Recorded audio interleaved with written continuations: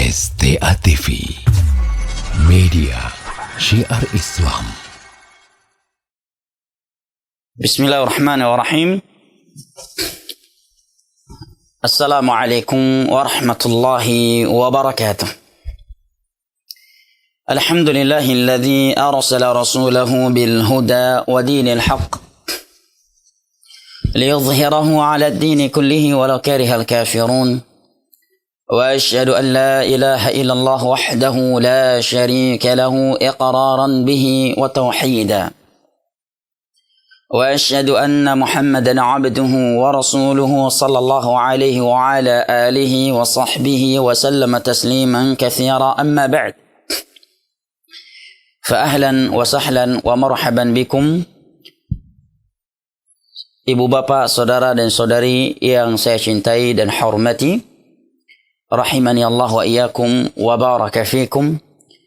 Walillahil hamd wal minnah. Tiada henti-hentinya kita memanjatkan puji dan syukur kita kehadirat Allah Jalla wa Ala yang telah berfirman, wa in ta'uddu ni'matallahi la tuhsuha innal insana lazalumun kafar.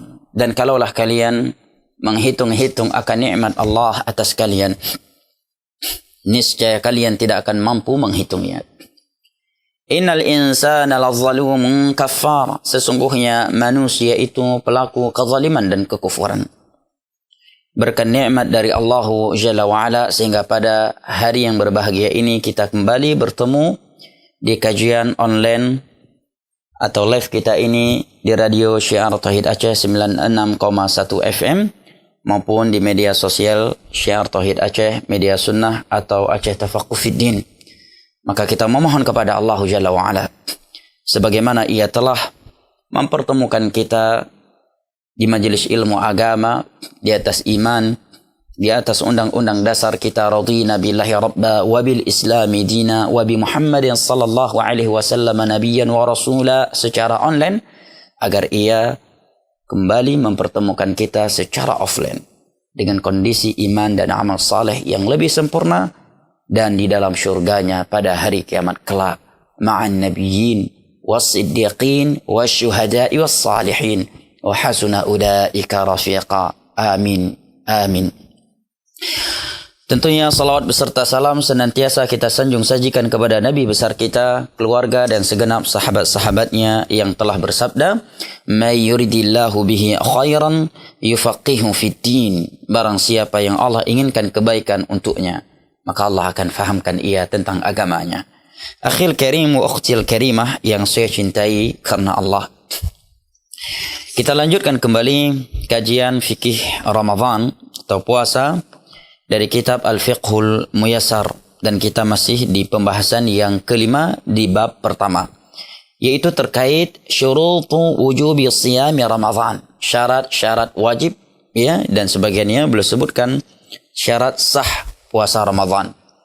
Pada pertemuan yang lalu telah kita ketahui syarat yang pertama adalah Islam dan hal-hal yang berkaitan dengan syarat ini. Syarat yang kedua adalah baligh dan hal-hal yang berkaitan dengan syarat ini. Yang ketiga adalah akal dan hal-hal yang berkaitan dengan syarat ini. Yang keempat adalah as-sihah, kesehatan.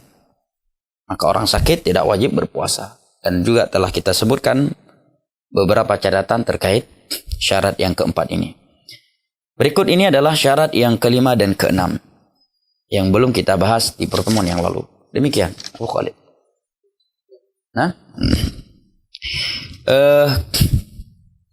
Syarat yang kelima adalah al-iqamatu fala yajibu as-shamu 'ala al-musafiri. لقوله تعالى ومن كان مريضا أو على سفر فعدة من أيام أخر. الآية قال فلو صام المسافر صح صيامه ويجب عليه قضاء ما أفطره في السفر. Syarat yang kelima adalah iqamah, dia muqim, menetap di suatu tempat, bukan musafir. Karena musafir itu tidak wajib berpuasa. Dalam artian dia boleh berbuka karena safar yang ia lakukan, dengan syarat dia membayarnya, mengqadha'nya di kemudian hari. Dalilnya adalah firman Allah di dalam surat Al-Baqarah ayat 185. Allah berfirman, وَمَنْ كَانَ مَرِيضًا أَوْ عَلَى سَفَرٍ فَعِدَّةٌ مِّنْ أَيَّامٍ أُخَرَ. Dan barang siapa yang sakit atau dia safar, maka ia boleh berbuka, tetapi harus mengqadha di hari-hari yang lainnya. Kemudian kata penulis, فَلَوْ صَامَ الْمُسَافِرُ صَحَّ صِيَامُهُ. Akan tetapi jika seorang musafir itu tetap memilih puasa, maka puasanya sah. وَيَجِبُ عَلَيْهِ قَضَاءُ مَا أَفْطَرَهُ فِي السَّفَرِ. Dan dia wajib mengqadha puasa yang telah ia buka di dalam safarnya. Ini kita di pembahasan syarat wajib dan sah puasa. Adapun rincian pembahasan terkait orang yang safar di siang hari Ramadan akan kita bahas di pembahasan berikutnya di bab yang kedua nanti. Ya. Kapan suatu perjalanan itu sudah dikategorikan safar, kapan seorang itu sudah dikategorikan musafir, bagaimana kalau dia musafir suatu tempat, dia sudah menetap di situ lebih dari 3 hari, apakah masih boleh dia mengambil keringanan-keringanan yang Allah berikan kepada musafir, ya? Semenjak kapan dia sudah boleh mengambil keringanan, apakah semenjak dia sudah berniat safar sudah boleh mengambilnya walaupun dia masih di rumahnya, ataukah ketika dia sudah keluar dari rumahnya dengan jarak tertentu, apabila dia pulang dari safar dalam keadaan dia berbuka karena mengambil keringanan safar bersama istrinya, kemudian dia sampai di rumahnya sebelum terbenam matahari, apakah dia boleh melakukan hubungan badan dengan istrinya karena kedua-duanya sedang tidak berpuasa karena udzur syar'i, dan hal-hal lainnya yang berkaitan dengan safar. Ini akan dibahas di bab yang kedua nanti, ya. Yang keenam, syarat wajib dan sah yang keenam adalah al-khulu'u minal haidhi wan nifas.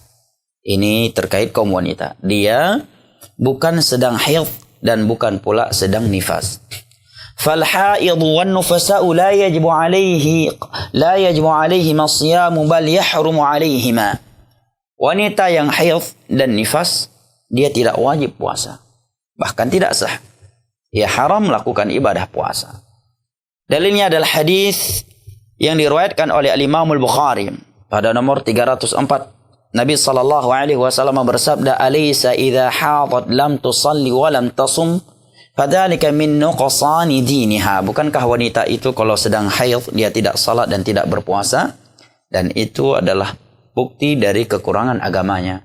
Ketika Nabi sallallahu alaihi wasallam bersabda, ya, "Ma ra'aitu min naqisati aqlin wa dinin azhabu li lubbi ar-rajuli min ihdakun." Sungguh tiada orang yang akalnya kurang dan agamanya juga kurang, tetapi dapat menghilangkan kebijaksanaan seorang yang bijaksana daripada kalian, wahai kaum wanita. Agama kalian kurang dan akal kalian pun kurang, tetapi kalian dapat menghilangkan akal kebijaksanaan orang yang bijaksana.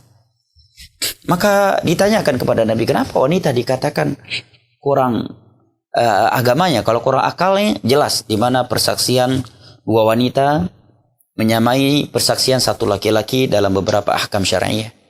Tapi dari sisi agama, kenapa mereka dikatakan kurang agamanya? Maka Nabi menjawab, bukankah ketika mereka haid, ya mereka tidak salat dan tidak berpuasa, berarti ada kekurangan dalam menjalankan ibadah. Nah, kewajiban mereka adalah al-qadha alaihima, adalah mengqadha. Dalilnya adalah hadis yang diriwayatkan oleh Imam Muslim pada nomor 335 dari Aisyah radhiyallahu anha. Tatkala beliau didatangi oleh seorang wanita, kemudian wanita tersebut bertanya kepada beliau, "Fama ba'ilul haidhi tu'maru biqadha'is shaumi wa la tu'maru biqadha'is shalah?"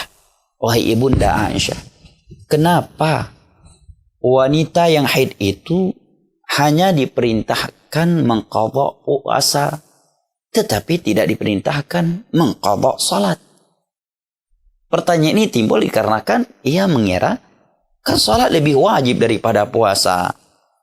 Puasa itu kan tidaklah lebih wajib dan tidaklah lebih utama daripada salat 5 waktu. Kalau puasa aja dia diperintahkan untuk mengqadha'nya, lalu kenapa salat tidak? Padahal salat lebih utama, lebih mulia, lebih wajib. Ini namanya main logika. Ini namanya berasio dalam agama. Mendengar pertanyaan ia tersebut, maka ibunda kita memberikan sebuah jawaban atau teguran sebelum menjawab untuk mendidik seorang muslim dan muslimah secara umum bahwa agama ini bukan dengan rasio, bukan dengan logika, tetapi dengan agama, dengan dalil dari agama. Dan tidak boleh seorang bersikap ekstrim dalam beragama tanpa petunjuk dari Al-Quran dan As-Sunnah. Maka beliau menyatakan, aharuriyatun anti, apakah engkau seorang wanita dari daerah Harura? Harura di masa itu adalah tempat yang notabene masyarakatnya adalah kaum Khawarij. Orang-orang yang dikenal ekstrim dalam beragama. Saking ekstrimnya mereka dalam beragama, mereka melengsarkan Utsman bin Affan, membunuh Utsman bin Affan, pernah menarik Utsman bin Affan, Amirul Mukminin sedang khutbah di atas mimbar, kemudian menusuk pahanya dengan kayu. Mereka membunuh Ali bin Abi Thalib dan membunuh beberapa sahabat Nabi SAW dengan alasan pemerintah tidak adil. Ya, itu ciri khas Khawarij. Barang siapa yang mempunyai pemahaman, memiliki ideologi, ya, bolehnya memberontak kepada penguasa karena tidak adil atau karena zalim, atau membolehkan mencela, mencaci mereka, itu dinamakan dengan paham Khawarij yang menyimpang. Ya, pemahaman yang sesat, menyesatkan, dan dikeluarkan dari Ahlus Sunnati wal Jamaah menurut kesepakatan ulama Islam. Yang dinukilkan oleh mereka dalam setiap kitab akidah, mereka membahas bahwa di antara kelompok yang Nabi yang masuk ke dalam sabda Nabi 72 golongan dari umat ya yang terancam neraka adalah kaum Khawarij. Kelompok Khawarij tidak pernah terluput dari penyebutan para ulama dari 72 kelompok tersebut. Mereka dikenal ekstrim dalam beragama. Nah, saking ekstrim ya mereka mengkafirkan kaum muslimin karena dosa-dosa besar yang tidak membatalkan Islam seperti zina, judi, dan yang lain-lainnya. Dia pun menjawab, aku bukan wanita aku bukan orang Khawarij, wahai Bunda Aisyah. Tetapi aku bertanya, benar-benar bertanya untuk mendapatkan jawaban, bukan karena aku orang yang ekstrim. Maka ibunda kita pun menjawab. Beliau menjawab, kan yusibuna dzalik fa nu'maru biqada'is shaumi wa la nu'maru biqada'is shalah. Kami dulu juga haid, kata ibunda kita kepada wanita tersebut. Yang diperintahkan kepada kami hanya mengqadha puasa. Tidak diperintahkan kepada kami untuk mengqadha salat. Ini kan bahasa cukup. Kereh mi bahasa dayo ace. Ni bahasa dayo ace hai. Kai gata matang yang nahid. Kamu di masa Nabi nahid sih. Tetapi yang Nabi perintahkan untuk kami qadha, untuk kami bayar, hanya puasa. Salat tidak diperintahkan untuk kami mengqadha'nya. Nah, ya. Ini menerangkan kepada kita bahwa agama itu dibangun di atas dalil, bukan di atas logika. Ya, sebagian orang menggunakan logika ya dalam beragama untuk mencetuskan suatu ibadah, ya, suatu bid'ah, bahkan lebih parah lagi. Mereka mencetuskan suatu ibadah tujuannya bukan karena semangat ibadah, tetapi tujuannya adalah ekonomi. Ya, seperti kifarat solat, bed ada kubur 7 rot 7 malam, yang mandung tujuan ekonominya. Baik ni patih abi uminya penget nah. Ya yang deh nang penget sebagian orang. Ya, bed ada kubur 7 rot 7 malam, bayi 15 juta, 10 juta, 20 juta sekian nyai penget nah. Dak yang pegahaba berjenggot, menjubah na sorban baik ni patih. Ya, nyai penget nah, baik ni patih. Menansi kifarat salat. Nyaur-urung ya sumenget, ya mitapeng, ya copeng masyarakat dengan nama agama. Baik ni patih mawujud. Yang hana semua. Tidak ada dalil dari Al-Quran dan hadis, ya, dan tidak pula ada dari perintah para sahabat Nabi atau perbuatan mereka. Ada sebuah asar dari Abdullah bin Umar atau selainnya bahwa mereka menasihatkan kalau mereka mati agar dibacakan Al-Quran di atas kuburan mereka. Tetapi para ulama menerangkan asarnya tidak sahih sampai kepada beliau. Dan andai kata sahih, beliau berpesan kepada ahli warisnya. Ya, tidak berturut-turut 7 hari 7 malam kemudian ya dijadikan tender, dibayar, ya. Itu pun andai kata dikatakan sahih. Yang kedua, andai kata dikatakan sahih, perbuatan beliau itu tidak disepakati dan tidak sesuai dengan prakteknya Nabi selama 23 tahun. Prakteknya Khulafa ar-Rasyidun selama 30 tahun mereka menjabat Khulafa ar-Rasyidun, dan keumuman para sahabat yang lainnya. Apalagi itu riwayat memang tidak sahih. sebagaimana yang ditegaskan oleh ulama hadis dalam hal ini. Ini saya singgung karena banyak sekali korbannya dalam hal ini ya. Baik, maka ibunda kita menjawab bahwa kami di masa Nabi juga haid, tetapi yang diperintahkan kepada kami hanya mengqadha puasa dan kami tidak diperintahkan untuk mengqadha salat. Maka kewajiban wanita yang tidak berpuasa karena haid dan nifas adalah mengqadhanya. Terkait permasalahan yang panjang terkait wanita yang haid dan nifas, itu akan dibahas pada bab yang kedua oleh penulis nanti ya. Misalkan andai kata haidnya itu berhenti di siang hari Ramadan, apakah dia wajib ya menahan diri dari makan dan minum di sisa harinya tersebut, ataukah tetap boleh dia makan dan minum karena memang sebelumnya memang dia berbuka karena udzur syar'i yaitu haid dan nifas ya. Baik, dan andai kata dia haid ya dan suaminya safar membawa dia ya, kemudian suami ingin bersenggama bukan di tempat yang Allah haramkan, apakah dia boleh melakukannya? Ini akan dibahas setelah ini. Baik, ini 6 syarat wajib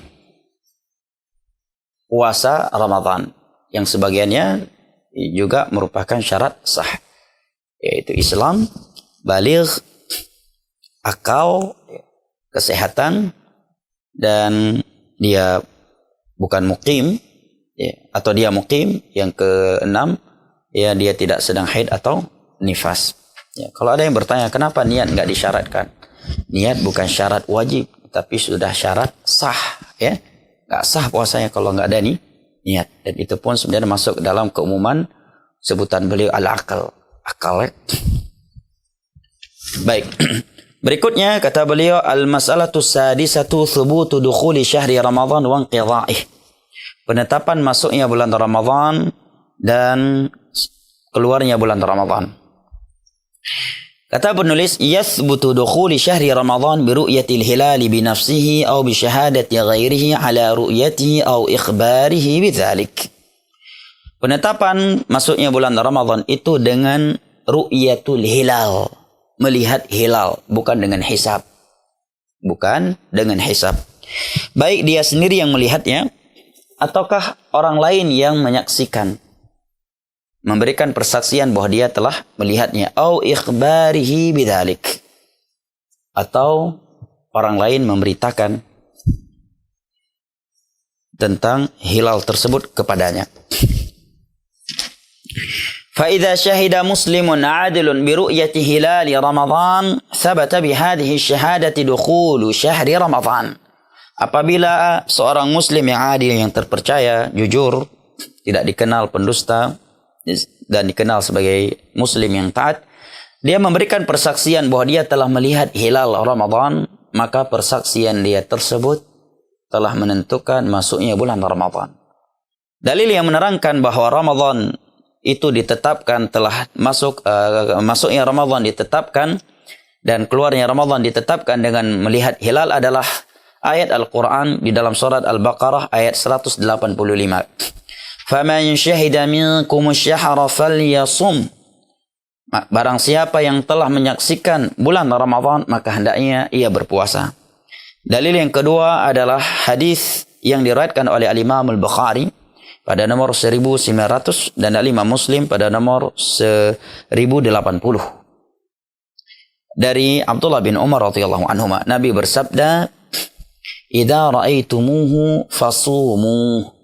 Apabila kalian telah melihat hilal bulan Ramadan, maka berpuasalah. Wa idza ra'aitumuhu fa'aftiru. Dan jika kalian melihatnya, maka silahkan kalian berbuka. Yang kedua, wali hadits Ibnu Umar radhiyallahu anhuma, akhbartu an-nabiy sallallahu alaihi wasallam bi ru'yati Ramadan fasabahu wa amara an-nasa bi shiyamih. Abdullah bin Umar menyatakan, aku memberitakan kepada Nabi sallallahu alaihi wasallam bahwa aku melihat hilal bulan Ramadan, maka beliau pun berpuasa dan memerintahkan manusia untuk menjalankan puasa. Hadis riwayat Al-Imam Abu Daud. Baik, ini penetapan masuk dan keluarnya bulan Ramadan ya, dengan melihat hilal. Ya. Kalau hilal masuk bulan untuk hilal masuk bulannya untuk hilal masuknya bulan Ramadan, maka cukup dengan persaksian seorang muslim yang jujur dan taat. Apalagi lebih dari satu orang muslim. Dalilnya adalah ayat dan hadis yang telah kita simak di atas. Tetapi jika hilal tidak terlihat dan tidak ada muslim yang memberikan persaksian bahwa dia telah melihatnya, maka dilihat apabila mendung, apabila langit jelas tidak mendung, maka sepakat para ulama kewajiban kaum muslimin adalah menyempurnakan bulan Sya'ban 30 hari. Menyempurnakan bulan Sya'ban 30 hari. Akan tetapi jika di tanggal 29 Sya'ban hilal tidak terlihat dan tiada satupun yang memberikan persaksian bahwa hilal telah terlihat, dikarenakan mendung, di sini letaknya khilaf di antara ulama. Akan tetapi ya, yang rajih tetap dengan harus menyempurnakan bulan Sya'ban 30 hari. Dalilnya adalah hadis yang diriwayatkan oleh Al-Imam Al-Bukhari dan Muslim. Al-Bukhari pada nomor hadis 1909 dan Imam Muslim pada nomor hadis 1081. Nabi SAW bersabda, "Sumu li ru'yatihi wa aftiru li ru'yatihi." Berpuasalah kalian karena melihat hilal dan berbukalah kalian karena telah melihat bulan hilal. Fa in ghumma 'alaikum, dan riwayat yang lain fa in gubbiya 'alaikum fa akmilu 'iddata sya'bana 30. Apabila mendung sehingga kalian tidak dapat melihat hilal, maka sempurnakanlah bulan Sya'ban 30 hari. Kemudian kata penulis, wa yathbutu inqidha'u Ramadan bi ru'yati hilali syahri Syawal bi syahadati muslimaini adilaini, fa in lam yushhid muslimani adilani bi ru'yati hilali wajaba ikmalu 'iddati Ramadan 30 yawman. Untuk menetapkan masuknya bulan Syawal, selesainya bulan Ramadan adalah dengan melihat hilal bulan Syawal yang dilihat oleh dua muslim yang adil atau persaksian mereka. Apabila tidak ada persaksian dari dua orang muslim yang adil tentang hilal bulan Syawal, maka kewajiban kaum muslimin adalah menyempurnakan bulan Ramadan 30 hari. Karena ini bulan itu seperti Nabi sebutkan di dalam hadis yang sahih, tidak lebih dari 30 hari dan tidak kurang dari 29 hari. Mungkin ada yang bertanya, kenapa para sebagian ulama membedakan antara persaksian atas hilal Ramadan dengan persaksian terhadap hilal bulan Syawal. Terkait hilal bulan Ramadan, mereka mencukupkan dengan persaksian seorang muslim. Sedangkan terkait hilal bulan Syawal, mereka menyatakan minimum persaksiannya adalah dua orang muslim. Apabila persaksian itu datang hanya dari seorang muslim, maka tidak dijadikan sebagai landasan untuk menetapkan satu Syawal. Jawabannya karena datang athar dan beberapa hadis yang marfu yang sebagian ulama mensahihkannya, yang mensyaratkan dua persaksian. Nah, seperti hadis Umar. Ini permasalahan yang terjadi kesalahan pendapat di kalangan ulama, namun karena secara praktek kita saat ini bukanlah sesuatu yang sangat membingungkan di tengah-tengah kaum muslimin, karena adanya penetapan masuk dan keluar yang Ramadan dari pihak pemerintah yang resmi dengan cara yang sesuai dengan syariah, yaitu ru'yah, bahkan menggunakan alat-alat yang membantu kita melihat hilal itu sudah terlihat ya dengan jelas ataukah memang belum terlihat. Maka pembahasan ini kita skip, kita bahas secara panjang lebar yang dibahas oleh para ulama di dalam kitab-kitab fikih. Akan tetapi ada hal yang ingin Anda ingatkan di sini, dan ini hal yang sering membingungkan sebagian kaum muslimin setiap kali datangnya bulan Ramadan, yaitu penetapan bulan Ramadan dengan cara hisab. Karena seringnya orang yang menetapkan masuknya bulan Ramadan dengan cara hisab, mereka itu sering berbeda dengan penetapan pemerintah. Ya, sering berbeda dengan penetapan pemerintah sehingga mereka lebih duluan 1 atau 2 hari atau ya terlambat ya beberapa hari. Para ulama menyebutkan di antaranya Siddiq Hasan Khan. Siddiq Hasan Khan di dalam Rawdatun Nadiyah, syarah beliau terhadap Ad-Darari, bahwa penetapan Ramadan dengan cara hisab itu adalah penetapan yang bid'ah menurut kesepakatan umat. Itu ucapan Siddiq Hasan Khan, seorang ulama kaum muslimin dari India di abad ke-12 Hijriah. 200 tahun yang lalu kurang lebih ya. Sebelumnya adalah Ibnu Daqiq al-Aid, seorang ulama yang hidup di masa abad ke-7 Hijriah ya. Beliau juga menukilkan hal yang sama di dalam Ihkamul Ahkam, Syarah Umdatul Ahkam. Beliau beralasan dengan beberapa alasan. Yang pertama, menyelisihi metode syar'i agar Al-Quran dan hadis serta para salaf menetapkan ru'yah sebagai landasan untuk menetapkan masuk dan keluarnya bulan Ramadan, bahkan juga seluruh bulan yang ada. Yang kedua, menggunakan metode hisab dalam menentukan masuk dan keluarnya bulan Ramadan ini hanya memberat-beratkan diri, karena tidak semua orang memiliki ilmu untuk menetapkan masuknya suatu bulan atau Ramadan dengan metode hisab. Dan Islam membenci sesuatu yang memberat-beratkan diri. Sikap ekstrim dalam beragama. Yuridullahu bikumul yusra wa la yuridu bikumul usr. Alasan yang ketiga, Imam Ibnu Daqiq al-Aid sebutkan karena menggunakan metode hisab dalam menetapkan satu Ramadan itu tidak pasti. Ya. Sering keliru dan ya lebih ke dhan, sangkaan. Di antara yang menegaskan bahwa menggunakan metode hisab dalam menetapkan masuknya satu Ramadan adalah bid'ah adalah Al-Lajnah Ad-Daimah, Komite Fatwa Tetap Saudi Al-Arabiyah, yang mana mereka adalah para ulama yang cukup tua, yang cukup senior, yang cukup bertakwa kepada Allah, yang cukup berilmu dari semenjak kecil. Mereka sudah di dunia ilmu agama, menghafal Al-Quran, ya, tafsir-tafsirnya mereka menghafal, ya, kitab-kitab hadis, ya, ulama-ulama yang terpercaya. 6. Dan juga selain mereka.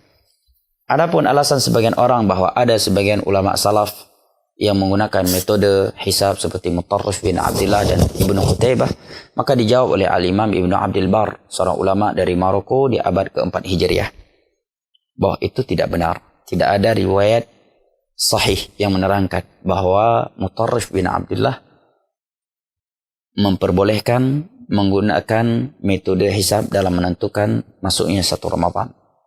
Adapun Ibnu Qutaybah maka tidak dijadikan pegangan dalam hal ini. Dengan ini jelaslah bahwa menggunakan metode hisab dalam menentukan satu Ramadan atau satu Syawal menyelisihi metode yang telah menyelisih agama yang telah menetapkan ru'yah sebagai metode penetapan satu Ramadan atau satu Syawal. Dan ingat, kita berpuasa dan berhari raya mengikuti ketetapan pemerintah yang Allah jadikan sebagai pemimpin kita yang sah, bukan mengikuti ormas. Ingat, saya ulangi kembali, kita menjalankan ibadah puasa Ramadan mengikuti ketetapan pemerintah terkait satu Ramadan dan satu Syawal sebagai hari raya kaum muslimin, bukan mengikuti ormas Islam. Kenapa? Karena Nabi SAW bersabda, as-sawmu yawma yasumun wal fitru yawma yuftirun wal adha yawma yudhahun. Puasa itu adalah hari di mana kaum muslimin berpuasa. Berhari raya Idul Fitri adalah di hari di mana kaum muslimin berhari raya. Dan Idul Adha itu adalah di hari di mana kaum muslimin melakukan Idul Adha. Yang kedua, apabila diperbolehkan setiap ormas Islam menentukan satu Ramadan dan satu Idul Fitri, sesuka mereka dengan alasan-alasan yang mereka miliki, maka ini akan menciptakan perpecahan yang luar biasa di tengah-tengah kaum muslimin di dalam suatu negara. Ya. Kan kacau jadinya. Mau silaturahim di hari raya pertama ke keluarga paman bilang, kan udah lebaran kemarin, telat kali kau ke rumah. Datang ke sepupu lagi, kami masih puasa ini, besok baru lebaran, besok aja ke rumah. Pusing jadinya. Datang ke sepupu saudara kerabat yang lainnya, kami masih 2 hari lagi baru lebaran. Datang ke sepupu, kami udah 3 hari yang lalu lebaran atau puasa. Kan kacau jadinya. Ya. Jangan menyebabkan perpecahan di dalam suatu negara. Walillahilham, pemerintah kita Indonesia menetapkan 1 Ramadan dan 1 Syawal dengan metode yang sesuai dengan agama, sesuai dengan Al-Quran dan As-Sunnah, yaitu dengan cara hilal, dan memberikan perhatian yang sangat-sangat serius dalam hal ini, di mana mereka badan resmi yang ditunjuk oleh pemerintah dalam hal ini adalah Kementerian Agama dan jajarannya. Di hari ke-29 Sya'ban mereka sudah mulai memantau hilal. Bahkan mereka menggunakan alat-alat yang membantu kita melihat hilal, ya, dengan jelas dan gamblang andai kata dia tidak keluar. Maka jangan mengikuti penetapan ormas. Ya, jangan terkecoh. Nah, ada sebagian orang mengikuti ketetapan ormas itu bukan karena dia percaya kepada ormas itu, tapi karena ingin bermain-main dalam agama. Seringnya itu di akhir Ramadan. Ya. Di suatu ormas telah menetapkan ya besok adalah lebaran, sementara pemerintah menetapkan besok masih 1 hari lagi Ramadan. Maka dia langsung berbuka dengan alasan, ormas itu aja udah bilang lebaran gak apa-apa. Padahal sebelumnya dia membenci ormas itu. Ini namanya bermain-main dengan agama. Baik, ini hal yang perlu diperhatikan ya. Baik, berikutnya adalah al-masalatus sabi'ah, pembahasan yang ke-7. Waqtun niyati fi shaumi wa hukmuha, terkait waktu niat dalam berpuasa dan hukumnya. Kata penulis, yajibu 'ala shaimi an yanwi as-siyam wa hiya ruknun min arkanihi kama madha. Wajib orang yang berpuasa meniatkan puasa. Wa hiya ruknun min arkanihi kama madha.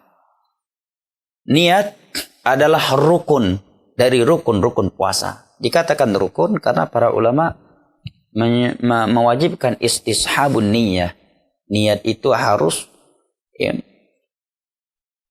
selalu menyertai orang yang melakukan ibadah. Dari semenjak dia sahur sampai terbenam matahari, niatnya itu tidak boleh lepas dari bahwa dia menjalankan ibadah. Jangan sampai dia memutuskan niatnya. Oleh karenanya mereka menjadikan niat sebagai rukun puasa.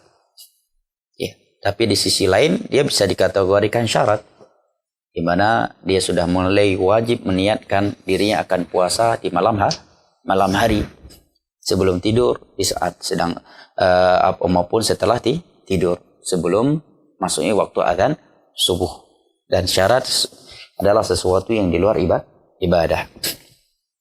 Dalilnya adalah hadis yang diriwayatkan oleh Al-Imam Al-Bukhari dan Muslim dari Abdullah bin Umar, dari Umar bin Khattab radhiyallahu an, hadis yang ma'ruf. Nabi bersabda, "Innamal a'malu binniyat wa innama likulli imri'in ma nawa." Tidak ada satupun amalan kecuali dengan niat. Akan tetapi seorang itu hanya mendapatkan dari amalannya itu sesuai dengan niatnya. Sehingga kata penulis, "Wa yanhiha minal laili fi shiyamil wajib." Dia berniat semenjak malam hari dalam puasa yang wajib.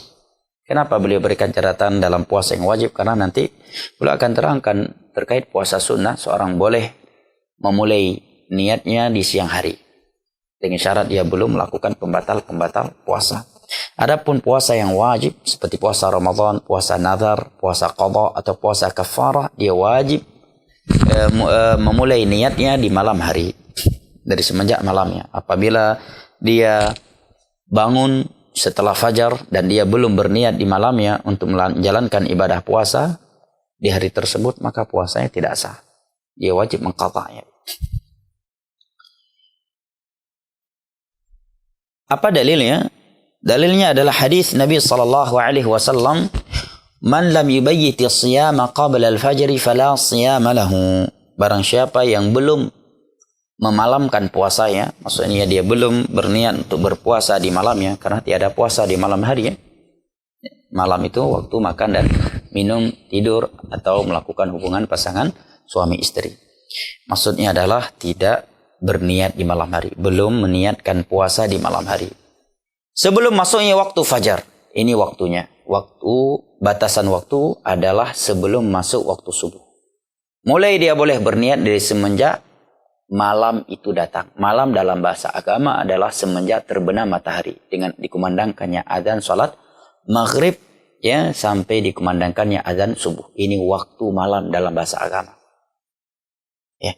Kalau dalam anggapan falaki bahwa malam itu adalah semenjak terbenamnya matahari hingga terbitnya matahari, itu keliru. Ya. Karena hukum ya fajar, hukum puasa mulai berlaku, dia tidak boleh lagi melakukan pembatal puasa dari semenjak dikumandangkannya azan salat subuh karena masuknya fajar shadiq atau telah terlihatnya fajar shadiq. Ini malam dalam bahasa agama. Walau qabla al-fajr bidaqiqah wahidah, walaupun 1 menit sebelum masuknya waktu salat subuh dia baru berniat, maka dia telah menjalankan niat sesuai dengan perintah Nabi karena dia telah berniat sebelum masuknya fajar. Man lam yubayyiti as-siyama qabla al-fajr fala siyamalah. Barang siapa yang tidak berniat di malam hari untuk berpuasa sebelum masuknya fajar shadiq, maka tiada puasa baginya.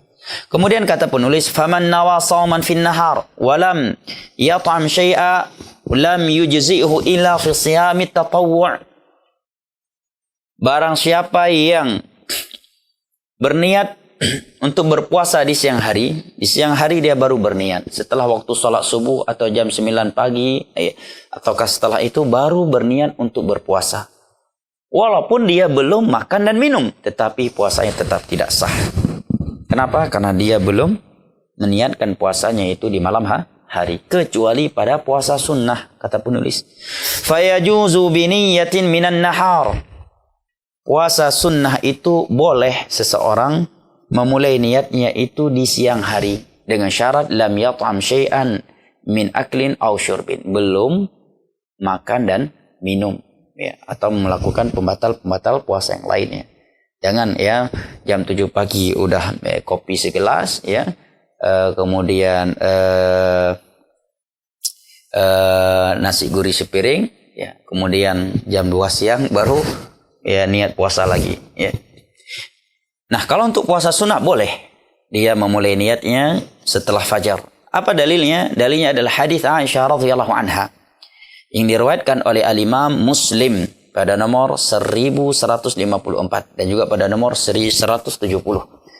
Nabi SAW kata ibunda kita, dakhala alayya Nabi SAW dzata yaumin faqala hal 'indakum min syai'.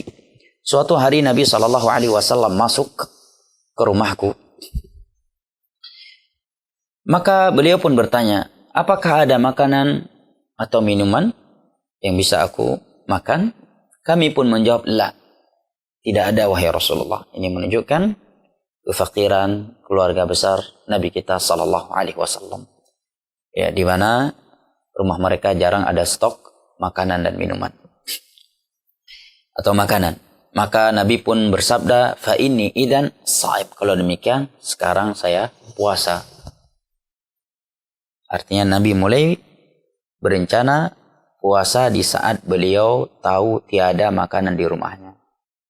Dan beliau belum melakukan pembatal puasa. Misalkan, seorang pulang ke rumahnya setelah sholat subuh. Mungkin setelah sholat subuh dia baca Al-Quran di masjid, ya. Dia sholat syuruk, jam 8 pulang ke rumahnya. Begitu sampai di rumah, rupanya di rumah nggak ada nasi, ya. Nggak ada makanan yang bisa dikonsumsi, maka dia pun berniat, udahlah puasa aja hari ini, ya. Maka ini boleh. Ini menurut pendapat jumhur karena dalil hadis Aisyah radhiyallahu anha di atas yang diriwayatkan oleh Imam Muslim. Amma siyamul wajib fala yan'aqidu bi niyyatin minan nahar. Adapun puasa wajib maka tidak sah seorang baru memulai niatnya di siang hari. Wala budda fihi min niyatil lail. Dia harus berniat dari semenjak malam. Ini pendapat jumhur. Ada selain jumhur yang berpendapat bahwa puasa sunnah pun wajib dia malamkan niatnya. Tidak boleh dia memulai niatnya di siang hari. Mereka beralasan dengan beberapa alasan. Yang pertama karena keumuman hadis yang meniadakan puasa bagi orang yang tidak meniatkan puasa di malam hari. Yang kedua, adapun hadis di atas mereka menyebutkan bahwa ini maksud oleh Nabi fa inni idzan shaim, maksudnya adalah secara bahasa. Secara bahasa puasa, secara bahasa. Ya, karena riwayat yang menyebutkan Nabi masuk dalam keadaan beliau berpuasa itu adalah riwayat yang dhaif. Karena dalam riwayat yang sahih yang diriwayatkan kurang lebih oleh 30 rawi atau beberapa belas rawi itu tidak menyebutkan kata saim tatkala Nabi masuk ke rumah Aisyah radhiyallahu anha. Ya, kecuali pada ucapan beliau fa inni idzan saim. Kalau demikian aku berpuasa. Baik, namun wallahu a'lam bishawab, yang rajih adalah ucapan jumhur. Ya, karena beberapa alasan. Yang pertama, hadis Aisyah ini cukup jelas karena ucapan Nabi inni saim, aku berpuasa, adalah puasa syar'i. Karena istilah atau kata-kata yang datang dalam syar'i itu dibawa kepada maksud syar'i. Yang kedua, telah datang beberapa asar dari para sahabat Nabi SAW yang mana mereka memulai niat untuk berpuasa sunnah di siang hari. Datang dari Abdullah bin Mas'ud, dari Abu Darda dan yang lain-lainnya. Wallahu a'lam bishawab. Kemudian penulis menyatakan wa takfi niyyatun wahidatun fi bidayati Ramadan li jami'i syahr wa yustahabu tajdiduha fi kulli yawm. Cukup dengan satu niat di awal Ramadan untuk seluruh hari Ramadan. Jadi barang siapa yang berniat untuk melakukan ibadah puasa satu Ramadan, di bulan Ramadan ini, di awal malam bulan Ramadan, maka dia tidak wajib lagi untuk memperbarui niatnya di setiap malam Ramadan. Wa yustahabu tajdiduha fi kulli yawm, akan tetapi dianjurkan, disunahkan dia memperbaharui niatnya di setiap malam, setiap hari. Karena istishabun niyyah itu sesuatu yang dianjurkan, membuat seorang semakin sempurna dalam menjalankan ibadahnya, memberikan ia semangat dan kehadiran hati yang lebih sempurna. Baik, sebagian ulama menyatakan kalau dia telah memutuskan puasanya di pertengahan Ramadan karena udzur syar'i seperti safar dan yang lain-lainnya, maka dia harus memperbaharui niatnya kembali tatkala dia pulang atau hilang udzur syar'i untuk berbuka tersebut. Nah, tapi wallahu a'lam bishawab, yang rajih itu bukanlah sesuatu yang harus, ya, karena dia berbuka karena udzur syar'i, ya. Udzur syar'i, maka satu niat yang ia lakukan di awal malam bulan Ramadan bahwa dia akan berpuasa di Ramadan ini dan tidak akan berbuka kecuali dengan udzur syar'i, maka itu sudah cukup untuk seluruh hari Ramadan. Tetapi jika dia memperbaharuinya di setiap malamnya, itu sesuatu yang lebih sempurna. Akan tetapi hal yang perlu diperhatikan, bukanlah syarat sah niat dalam ibadah puasa ataupun ibadah yang lainnya melafadzkannya. Contohnya sebagian kaum muslimin setiap selesai tarawih, ya niat ya nawaitu sauma godin. Gimana Abu Khalid, hafal nggak? Hah? Nggak hafal ya? Anda juga nggak hafal ini. Berapa puluh tahun nggak pernah ngelafadzkan itu. Yang saya masih hafal, nawaitu sauma godin adaan lillahi ta'ala syahra ramadana, ya, lillahi ta'ala. Ini, ya, bukanlah syarat sah puasa, dan ini adalah perbuatan yang bid'ah. Tidak ada petunjuk dari Nabi SAW, dari Khulafa ar-Rashidin, dari para sahabatnya. Bahkan tidak ada satupun dari 4 imam madhab yang menganjurkannya. Kalau ulama madhab Memang ada sebagian mereka yang berpendapat boleh melafadzkan niat. Tapi 4 imam madhab tidak ada satupun di antara mereka yang menganjurkan itu. Sebagaimana yang ditegaskan oleh para ulama dalam hal ini. Al-Imam Nawawi rahimahullah ta'ala menyatakan, La yasihhu as-shamu illa biniyyatin wa mahalluha al-qalbu wa la yushtaratu an-nutqu biha bila khilaf. Tidak sah puasa kecuali dengan niat. Wa mahalluha al-qalbu. Kata Imam Nawawi, tempat niat itu hati, bukan lisan. Wa la yushtaratu an-nutqu biha bila khilaf. Dan niat itu tidak disyaratkan untuk diucapkan bila khilaf, tanpa perselisihan di antara ulama. Ini dapat dilihat dalam kitab Rawdatut Talibin, jilid kedua, halaman 350. Ya, tergantung cetakan ya. Al-Imam Nawawi rahimahullahu ta'ala menegaskan di atas bahwa puasa, niat syarat sah puasa. Yang kedua, beliau menegaskan bahwa tempat niat itu di hati, bukan di lisan. Kalau udah diucapkan nawaitu sauma godin, setelah tarawih lagi, berarti udah jadi zikir. Bahkan itu udah jadi zikir tarawih. Ya. Yang ketiga, beliau tegaskan bahwa tidak disyaratkan untuk melafadzkan niat. Dan hal ini menurut kesepakatan ulama, tanpa perselisihan di antara ulama, kata Imam Nawawi, bila khilaf. Ada di antara ulama Hanafiyah, bukan Imam Abu Hanifahnya, yang berpendapat bahwa melafadzkan niat itu sunnah. Ya. Itu pendapat ulama. Kan tapi kata Imam Malik, kullun yu'khad wa yurad. Setiap ucapan ulama itu ada yang bisa diambil, ada yang harus ditolak, kecuali ucapan Nabi SAW. Ucapan ulama bukan dalil, bukan sumber hukum. Bahkan ucapan ulama itu harus berdasarkan dalil. Ya. Kalau tidak ada dalil, maka kita tidak mengikuti. Dan para ulama menerangkan bahwa melafadzkan niat untuk puasa maupun salat adalah bid'ah yang tidak pernah dilakukan oleh Nabi dan para sahabatnya. Khulafa ar-Rasyidun. Bahkan 4 imam madhab. Silahkan buktikan. Ya. Dan Nabi SAW menyatakan, innamal a'malu bin niyat. Seluruh amalan itu pasti dengan niat. Tidak mungkin seorang mampu melakukan sesuatu tanpa niat. Kecuali orang yang tidur kemudian diangkat badannya digunakan untuk memukul orang lain. Atau dia dalam keadaan gila melakukan sesuatu ya tidak tanpa niat. Atau orang anak kecil yang belum berakal. Yang dimaksud oleh para ulama niat dalam ibadah adalah ta'yinun niyah. Di mana hadir di dalam hatinya ibadah apa yang akan dia lakukan tersebut. Ya. Ketika dia ingin puasa, dia ingat bahwa puasa yang ingin dilakukan besok adalah puasa Ramadan. Ya, bukan sekedar puasa. Mungkin juga salat yang ingin dilakukan adalah salat zuhur, asar ataukah yang lainnya. Nah, Al-Imam Ibn Al-Qayyim menyatakan, saya nukilkan ya ucapan Imam Ibn Al-Qayyim terkait pelafatan niat. Di dalam kitab beliau As-Salah, di bab niat beliau menyatakan walam yakun yaqulu qabla dhalika nawaitu an usalli kadha wa kadha mustaqbil al-qiblata 4 raka'atin fariidatal waqti adaan lillahi ta'ala imaman wala kalimatan wahidah min dhalik fi majmu'i salatihi min awwaliha ila akhiriha. Imam Ibn Al-Qayyim, Nabi itu tidak pernah sebelum melakukan salat ataukah ibadah yang lainnya mengatakan nawaitu usalli, melafadzkan niat. Nawaitu usolli mustaqbilal qiblah, menghadap ke kiblat. Seakan-akan Allah tidak tahu sehingga dia harus memberitahukan ini 4 rakaat. Ya, sebuah kewajiban di waktu yang sedang hadir, adaan lillahi ta'ala sebagai imam, sebagai makmum. Itu kalau masbuk gimana? Sebagai makmum yang masbuk gitu.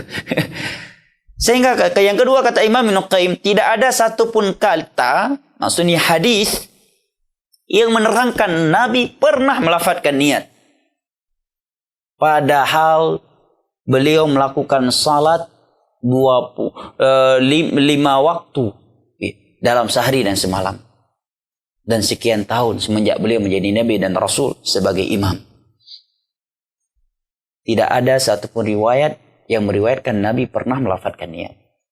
Padahal kata Imam Ibn Al-Qayyim, faqad naqala anhu ashabu harakatihi wa sakanatihi wa hayatihi hatta ittirab lihiyatihi fi salah. Padahal para sahabat Nabi telah menukilkan pergerakan beliau, diamnya beliau, dan bentuk penampilan beliau ketika salat. Bahkan gerakan jenggot beliau saja mereka sebutkan tentang terkait salat Nabi. Para sahabat Nabi telah meriwayatkan hadis-hadis Nabi tentang salat beliau secara detail, secara sempurna. Karena detailnya periwayatan mereka terkait salat Nabi, pergerakan beliau dalam salat aja mereka riwayatkan.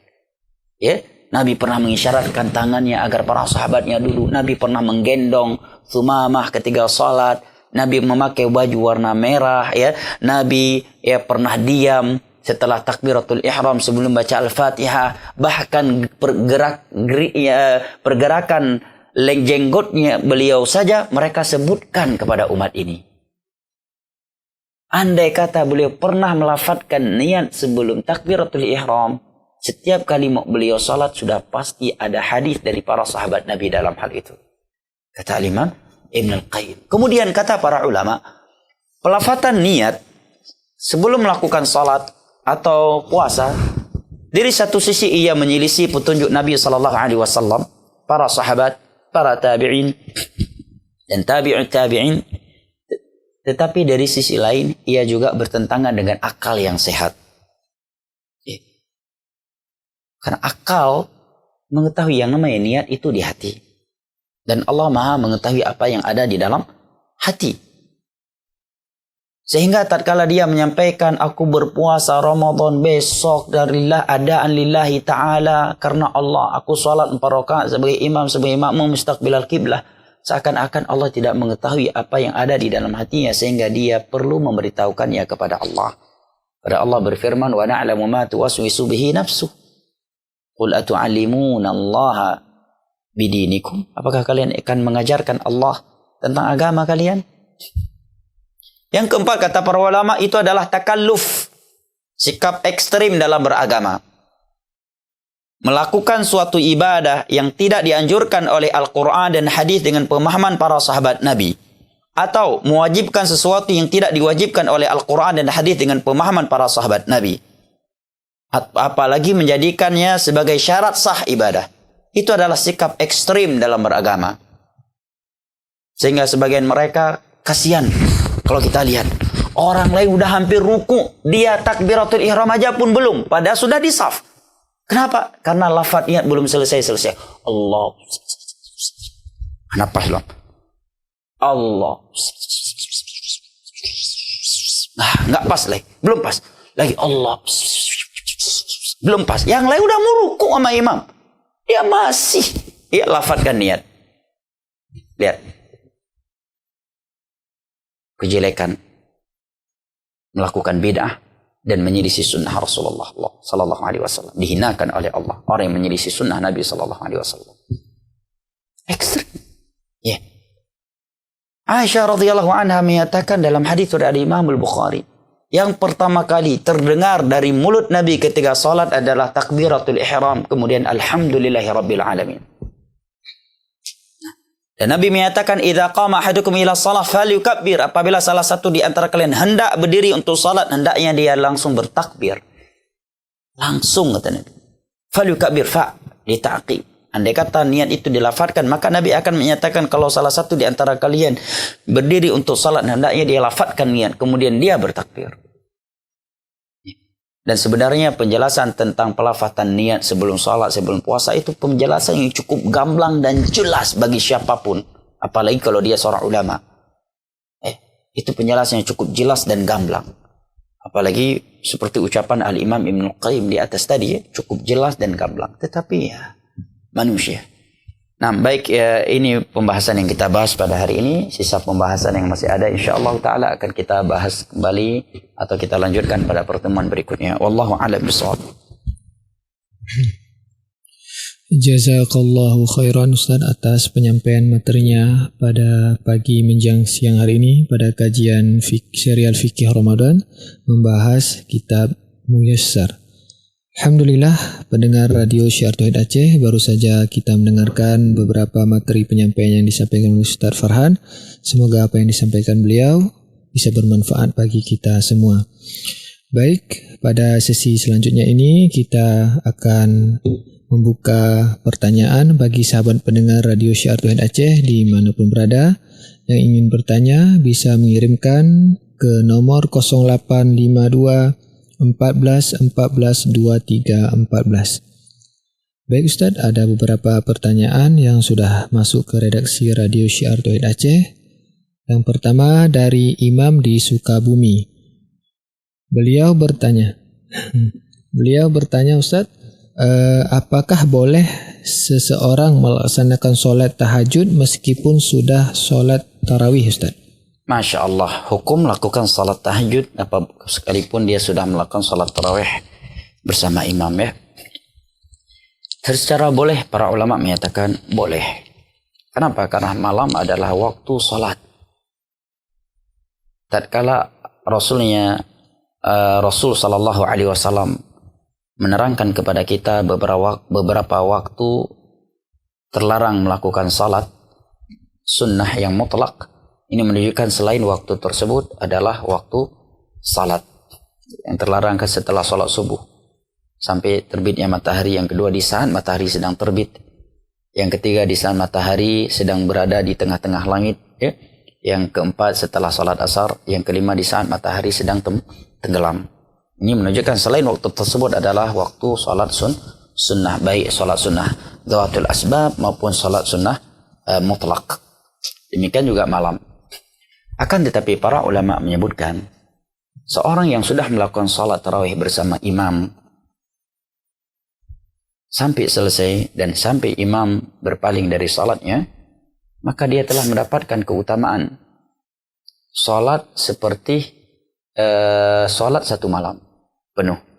Sehingga lebih baik dia menggunakan sisa waktu untuk beristirahat, sehingga dia menjalankan ibadah di siang hari Ramadan dengan sempurna dan lebih semangat. Dalilnya adalah hadis Abu Hurairah radhiyallahu anhu di luar as-sahihain. Nabi menyatakan, "Man shalla ma'al imam aw man qama 'ala al-iman hatta yansarifa kutiba lahu qiyamul lail." Ya, qiyamul lailah.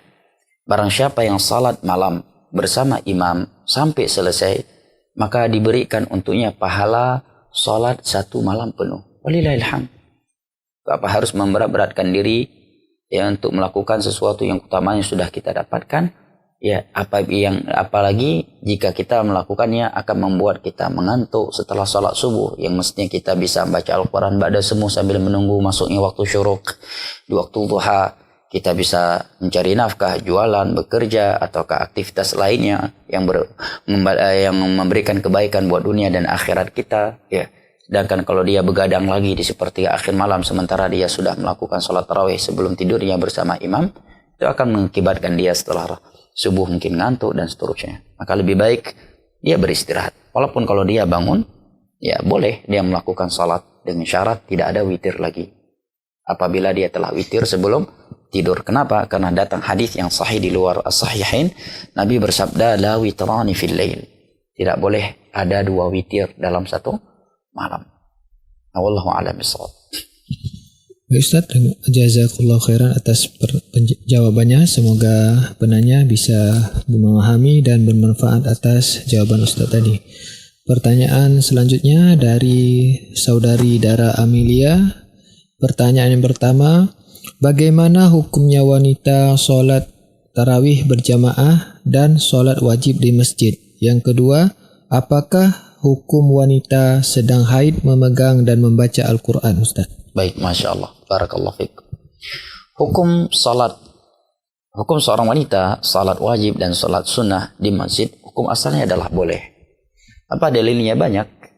Ya, secara umum adalah salatnya ke kaum wanita di masa Nabi SAW berjamaah.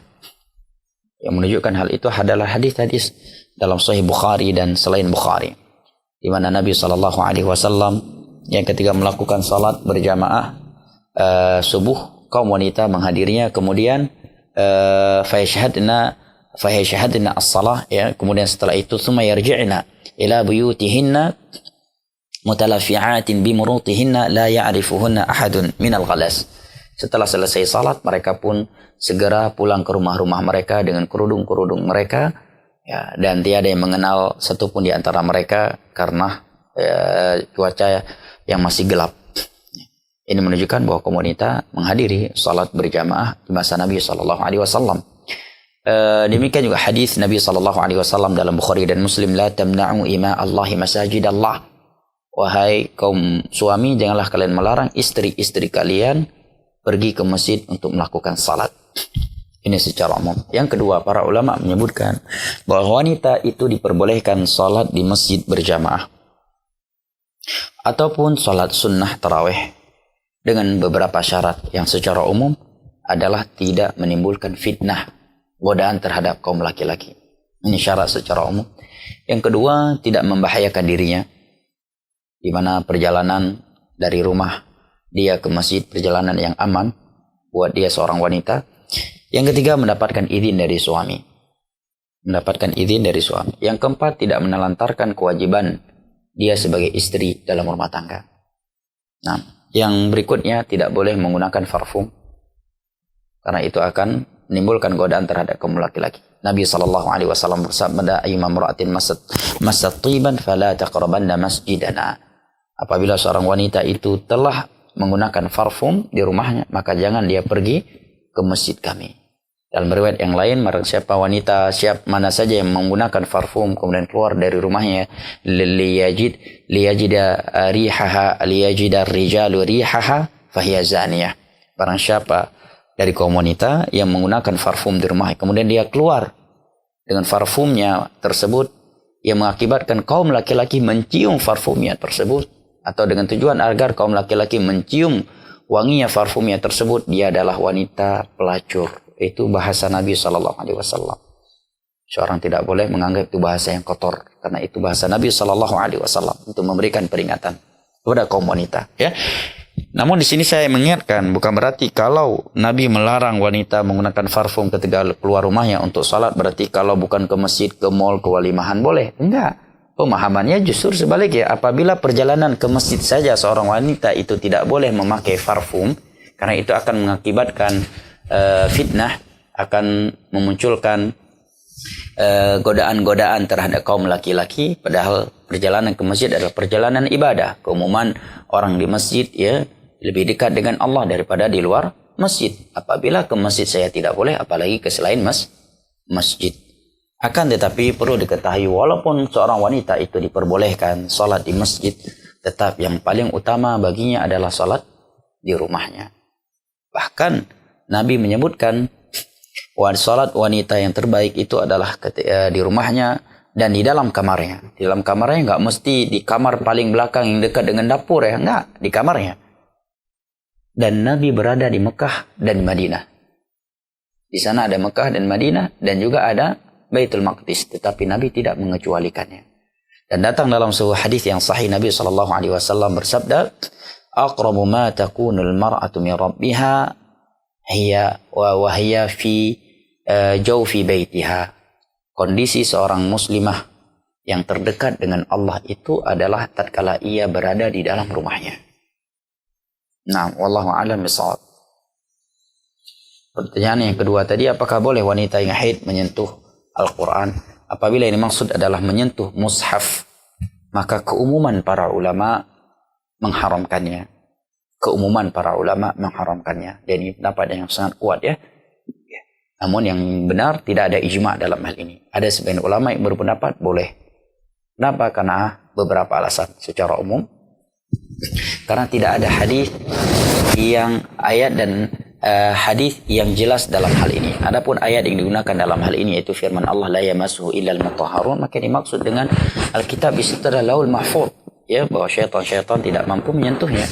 Kitab-kitab yang ada di tangan malaikat, hanya malaikat yang mampu menyentuhnya. Adapun hadis Nabi yang berbunyi la yamassuhu illa tahir, tiada yang menyentuhnya kecuali yang suci, maka mereka para ulama yang membolehkannya menjawab hadis ini dengan beberapa jawaban. Yang pertama, hadis ini tidak sahih karena dengan tariq mereka menganggap sanadnya tidak bersambung, terjadi irsal al-khafi. Yang kedua, andai kata hadis tersebut sahih, maka maknanya adalah jangan sampai Al-Quran ini disentuh atau tersentuh oleh orang kafir yang mereka adalah najis secara makna. Ya, secara maknawi mereka najis, innamal musyrikuna najas. Orang-orang kafir itu najis, maksudnya maknawi ya. Adapun Muslim, Nabi telah menyatakan dalam hadis yang diriwayatkan oleh Imam Al-Bukhari dan Muslim dari Abu Hurairah radhiyallahu an, innal muslima la yanjus hayyan wa mayyita. Muslim itu tidak pernah najis hidup dan mati. Artinya dia selalu suci, akan tapi lebih hati-hati untuk dia tidak menyentuh mushaf, karena itu pendapat amatul ulama. Solusinya dia membacanya dari HP. Ya, para ulama tidak menamakannya sebagai mushaf. Dia bisa buka aplikasi sehingga dia bisa memegangnya. Buktinya para ulama membolehkan HP dibawa masuk ke dalam kamar mandi. Ya, walaupun di dalamnya ada aplikasi Al-Quran, selama HP-nya aplikasi tersebut tidak terbuka tatkala dia masukkan ke dalam HP. Ini menunjukkan bahwa mereka membedakan hukum Al-Quran yang ada di dalam aplikasi HP dengan ya mushaf. Maka solusinya dia membacanya dari aplikasi HP. Dan nasihat ana untuk Al-Quran hendaknya mencari aplikasi-aplikasi yang terpercaya ya, karena terkait Al-Quranul Karim. Wallahu a'lam bishawab. Ustaz, pertanyaan selanjutnya, bolehkah seorang wanita hamil atau menyusui membayar fidyah di bulan Ramadan, atau sebaiknya dibayarnya di luar bulan Ramadan, Ustaz? Baik, pertanyaannya di atas adalah terkait waktu membayar fidyah ya. Iya, beliau tidak menanyakan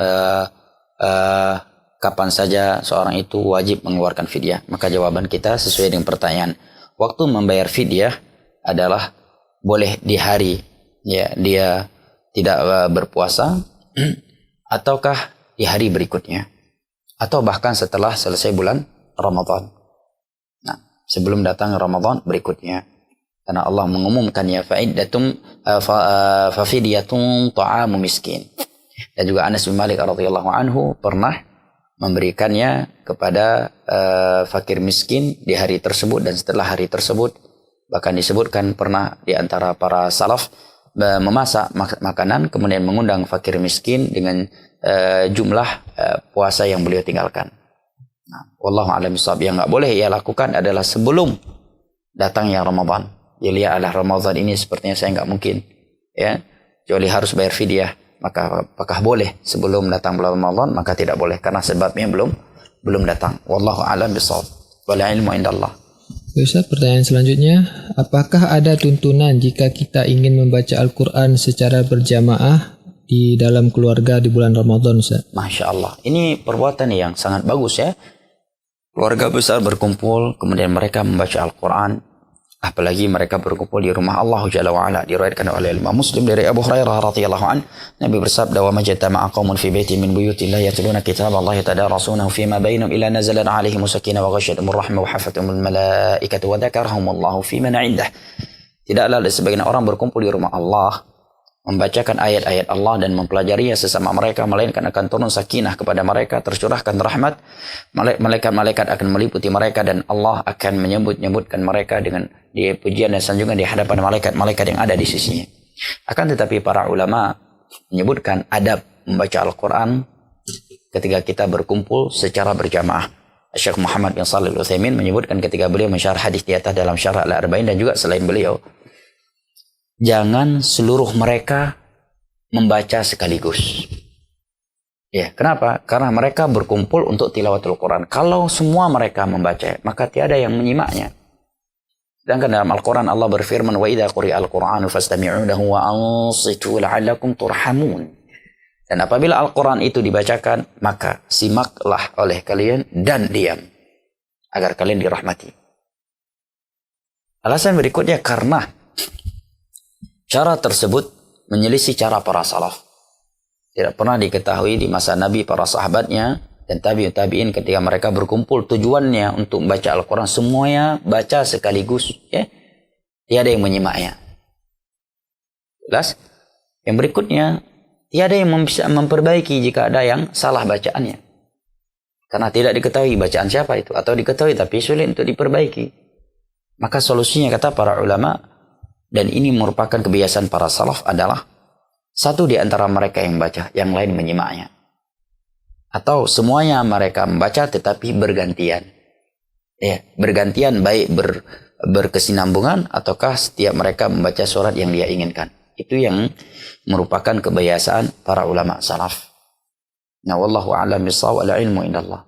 Dan ini kebiasaan yang sangat bagus ya, kalau seorang di rumah kumpul setiap hari, ya mereka baca Al-Quran, yang lain menyimaknya, kemudian gantian. Ini sangat memberikan pendidikan iman dan kebersamaan, serta menciptakan keikatan batin yang luar biasa di dalam suatu rumah tangga. Nah, wallahu a'lam bishawab. Baik Ustaz, jazakallahu khairan atas jawabannya. Semoga saudara kita yang bertanya bisa bermanfaat. Baik Ustaz, pertanyaan yang terakhir. Ana ingin bertanya, Ana punya anak kecil yang Masya Allah aktif. Ana lebih utama sholat tarawih sendiri di rumah atau lebih utama sholat di masjid? Mohon jawabannya Ustaz dari hamba Allah. Masya Allah, wanita ya. Jawabannya udah kita jawab di jawab pertanyaan pertama ya. Dalam kondisi apapun, ya, sholat wanita yang terbaik adalah di rumahnya. Sholat wajib ataupun sholat sunnah. Dia mudah ke masjid ataupun tidak mudah di masjid. Ya, ayat hadis tadi dalam hal itu sangatlah jelas. Keumuman hadis dalam hal itu. Bahkan ketika Nabi SAW menyebutkan afdhalus salatil mar'i fi baitiha, sebaik-baik salat wanita itu di rumahnya. Kemudian yang terbaiknya lagi dalam kamarnya, dari sudut-sudut rumahnya. Di saat itu ada Masjid Nabawi, di saat itu sudah ada Masjidil Haram, sudah ada Masjidil Aqsa yang keutamaan salat di dalamnya sangatlah besar. Tapi Nabi tidak mengecualikannya. Walaupun kalau dia ke masjid boleh, kecuali kata para ulama dikarenakan sebab lain. Sebab lain apa? Misalkan dia sholat di rumah, sholat tarawih, dia nggak punya hafalan, mau baca Al-Quran dari mushaf maupun aplikasi HP sambil sholat, mungkin dia nggak pandai baca karena belum hafal. Karena walaupun orang udah bisa baca Al-Quran, untuk membacanya di dalam sholat, kalau dia belum pernah hafiz khatam Al-Quran 30 juz dengan hafalan walaupun nggak mungkin, itu agak sulit. Walaupun dia pandai membaca Al-Quran, tetap kurang lancar, akan lambat. Ya, dan juga atau dia punya hafalan tapi khawatir kalau di rumah nggak semangat, 2-3 rakaat udah KO, ya kan? Maka lebih baik dia ke masjid. Kalau dia punya anak, solusinya dijaga anaknya oleh orang lain yang tidak salat, atau ya, di masjid tersebut dia bisa meletakkan anaknya di sampingnya, di paling kanan atau kiri saf yang tidak memutuskan saf, dan anaknya tidak mengganggu orang lain. Atau ada tempat yang dia bisa tidurkan anaknya di salah satu sudut masjid. Tapi jika anaknya tersebut dapat mengganggu kekhusyuan orang lain, maka di sini para ulama memberikan nasihat agar seorang tidak membawa anaknya ke masjid untuk sholat 5 waktu maupun ya sholat sunnah jika dia tidak bisa mengontrol anaknya. Benar, Nabi dan para salaf dahulu membawa anak-anak mereka ke masjid untuk sholat 5 waktu dan kajian, tetapi mereka mengontrol dan menjaganya, tidak mengganggu atau bahkan menzalimi orang lain.